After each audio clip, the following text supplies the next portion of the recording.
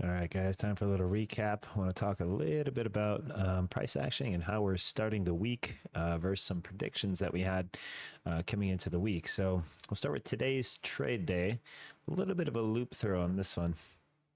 With the VIX being so dead, it was not the cleanest trader of the day, that's for sure. So when we have opportunities like these, because everything can be an opportunity, it's got to go much slower. So we were biased off after hours algos, like always, right? So if I go back to after hours, got these long standard wicks. And if we are inside the box, we go for the golden pocket, right? And then back long after a dip. So that was the setup we talked about more often than not when today came in. So let's take a peek where she ended up. 491.31 and 491.20. We had a couple different separate zones in here yesterday's close that were super big. Now the 0% right here, this is the algorithm top after hours. So you can see every time it was not able to break out of the box of Fibonacci there. Even at the end of the day, we had an opportunity to come back down, find the golden pocket. That was the long we just talked about here. You can see that 50 coming in right there. Top channel. So that was a good dip buy coming into the late afternoon there. Now we should have, would have, could have had a really nice pullback in the morning here down to the golden pocket first. This is where the first bamboozle was here. And this is why we say that we had a very clear dip, and the VIX just had this very, very ugly follow through here and then had zero movement for the rest of the day. So this thing is only gearing up for the real big news of the next 2 days. Apparently not today, because she just sat there and did absolutely nothing barcode after that 10 a.m. So that 10 a.m. Push here, you can see the market went up, huge squeeze back up, but the VIX did nothing. The VIX literally went sideways. No reaction one bit until the end of the day from VIX. So when that happens, sometimes we get little moves like this where the VIX, shows a very good reversal, 5-minute MAC reversal, everything coming up. So you would assume that the market could head back down into the 10 and at least into the golden pocket before it wants to pop. That was the plan. And then if it does die off from here, it's back to the golden pocket again, just because you're trapped in the fib. But you can notice there that VIX, it didn't do anything. Right after that crack, you can see the 10 a.m.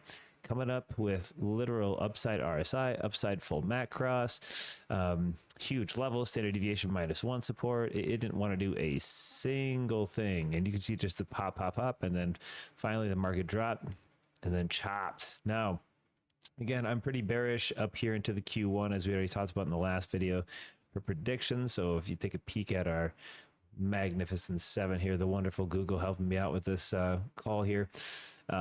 Apple with some news as well, helping out with some call here. Amazon getting really lazy, obviously following cloud predecessors is awesome. Netflix a little down, Tesla still trending, and a couple of the other earnings that we're currently watching here for the rolls will come up with. Now back to the old Qs, and we talked a lot about the triple POC level, and that was the big level we needed to get through to continue. Well, 425 and 50s, that was a huge crack. Now the Qs, now our POC was the orange back test, and we wanted to see, turn this up a little bit here for you guys, wanted to see it bounce this high back up to the orange channel and then drop, right? So did a little prediction videos, we had push back up. We wanted to see either a back test of this or the VWAP, and then back here. So I was short biased all morning on this guy, just because we had a really good unnatural force up here yesterday in the squeeze zone. So we needed to come back down to this zone where it squeezed out over all this huge monster volume POCs, where we needed to come back down and test that, because we were up into a VWAP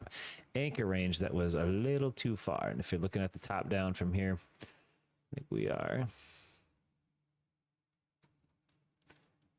This was its first attempt to the higher in the anchor. So we're going from this VWAP back here. This is about 3 trade days ago. That's the anchor down high. So anytime it gets to a -2.3, it's a buy. Anything it gets, and this is, of course, first tags. You can see right here, it does the 1, 2, down to 3, 2, 3, and then back up. 1, 2, 3. This is its first tag right here, up into the +1 section. So very good ideal for a pullback minorly. But then Google helped us out a bunch with the after hours pull down here. Now, SPY did the same thing, as we're still coming into a very much stronger uptrend on SPY than it is the Qs.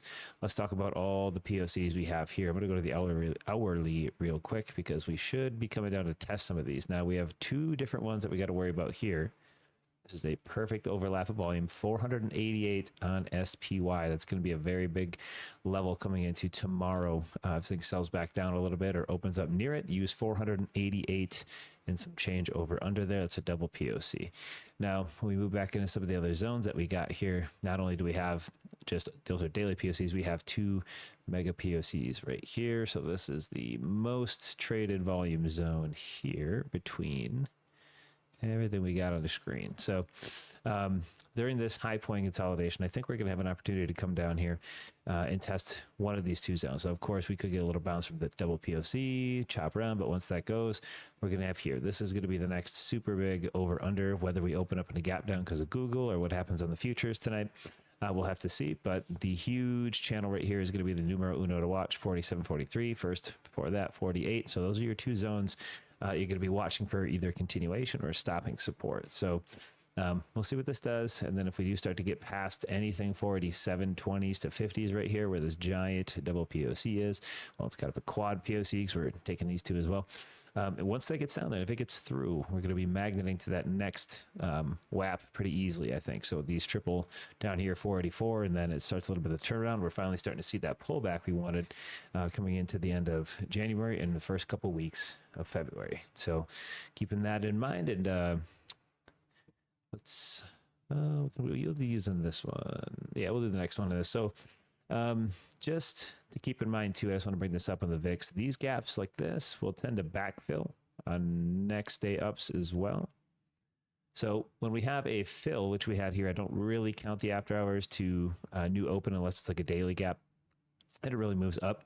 But when we go back to some of these fills right here, if the VIX wanted to magnet down, and maybe that's one of the reasons that we had lost function in the VIX today, where it just needed, no matter what, it was coming down to fill this gap. Just remember that all gaps fill, especially intradays, but all gaps fill in time. So keep that in mind on the VIX. We'll come back with a pre-market tomorrow recording and try to get some live trading in, and stay tuned for the next.